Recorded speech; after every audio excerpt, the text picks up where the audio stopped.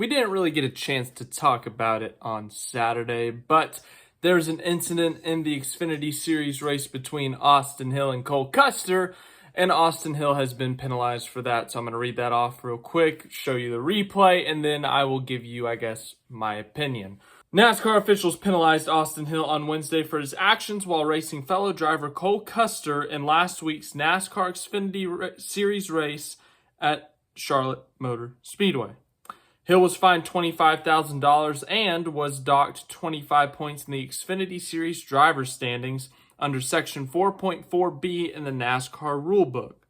That section deals with NASCAR's member code of conduct with penalty guidelines that include number A, wrecking or spinning another vehicle, whether or not that vehicle is removed from competition as a result, and B, any actions deemed to compromise the safety of an event or otherwise pose a dangerous risk to the safety of competitors, officials, spectators, or others. Now, what happened is that Austin Hill and Cole Custer were racing for position, and ultimately, Custer washed up the track a little bit, and he just tapped the wall, just tapped it a little bit, and he came off the wall, and he went to side draft Austin Hill pretty aggressively, just trying to get position, nothing egregious. He didn't try to wreck him, and they made a little bit of contact, and that contact ultimately cut the right front tire on Austin Hill's car. So going into 1 and 2, Custer went up high, Austin Hill went up low, or went down low, I should say.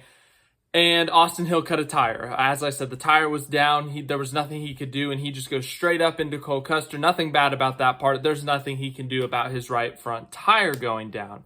But after the incident, Austin Hill mad, and rightfully so. Once again, Custer didn't do anything egregious. He didn't even do anything wrong. They were just racing. They made a little contact. It's a racing thing. But once again, it cut Austin Hill's tire down, so he has a right to be mad. But what he did next was a bit of an overreaction. Actually, it straight up was an overreaction. Austin Hill gets on Cole Custer's bumper as they are wrecking, and he intentionally spins out the 00 into traffic. Thankfully, no one hit him, but the 00 did hit the inside wall. So this is what he has been penalized for, and I'm a little bit surprised that he avoided a suspension here, if we're being honest. I think the race was still technically under green. The Fox little dot in the corner was still green, so I think we were still green. But if this was under caution, I think he for sure would have been suspended. But I still am a little surprised that at an intermediate track with high speeds, an intentional wreck happens and there's no suspension. If you try to compare this to what Chase Elliott did to Denny Hamlin, what Bubba Wallace did to Kyle Larson, obviously it's not a right hook into the outside wall going 180 miles an hour, but it's still an intentional crash at a 1.5 mile track, and it was down into traffic where people were going full speed. So it could have been a lot worse, and that's why I'm surprised it's not a suspension, but 25 points, $25,000. This takes Austin Hill out of the regular season points lead, but in the grand scheme of things, that really doesn't mean anything because of the playoffs. So really, you could argue this penalty isn't much when you look at the grand scheme of things. And if Austin Hill rallies back and wins the regular season championship anyways, then this really was nothing, but that's down the road. Once again, I'm a little bit surprised that they did not suspend Austin Hill. And here's the thing about Austin Hill.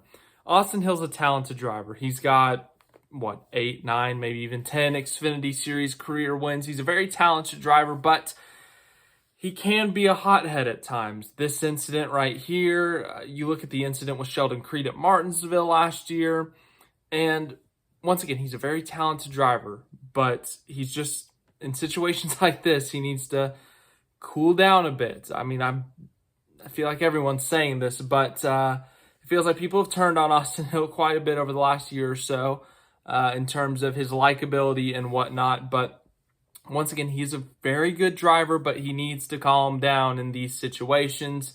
You can't be intentionally wrecking people on 1.5 miles. And there's different ways to handle this. He could have gone up. He could have confronted Custer after the race. Started a fight with him, which now, he could have been penalized for that too, but, could have had a conversation, could have settled it next week at Portland, just bumped him, spun him out or something. because at the road courses, it's not that big of a penalty. You really don't get any penalty. But once again, I'm just surprised that he dodged a suspension in all of this. We've seen instances like this before. I think it was a Truck Series race with Johnny Sauter and ironically Austin Hill, but that was under caution for sure when Sauter wrecked Hill. Austin Hill, after the race, defended himself. He said he apologized for the backstretch incident, said he went too far, so he kind of admitted it, which that's another reason I'm surprised that he didn't get suspended. But Cole Custer was pretty pissed off, and as I said, rightfully so, he got intentionally wrecked. And then as for everything else, and then Cole Custer, I think he put something on Twitter comparing that incident to the Kyle Busch, Ron Hornaday incident, Texas in 2011. So, once again, if you want my opinion, I've said it 3 or 4 times now, but I'm surprised that Austin Hill didn't get a suspension in this, but he definitely should have been penalized in some way, shape, or form, and ultimately it's a points penalty, it's a money penalty. So Austin Hill was the points leader in the Xfinity Series. He is no longer that. He falls to 3rd in the Xfinity Series standings, but he does get to race at Portland this upcoming Saturday. So just a little bit of news on that. We've got more news, I think, at some point. I don't know when. Kyle Larson trying to get his playoff waiver. That's a whole debate. People are still talking about it. I will save my opinions on that for that video, but thanks for watching this video. I hope you enjoyed it. Any other news that happens, obviously we got Ford Chargers for sale from Stewart-Haas Racing, so that'll be news at some point. We've got a big weekend this weekend in NASCAR. We got Xfinity at Portland. We've got the Cup and Trucks at Gateway, so that should be fun.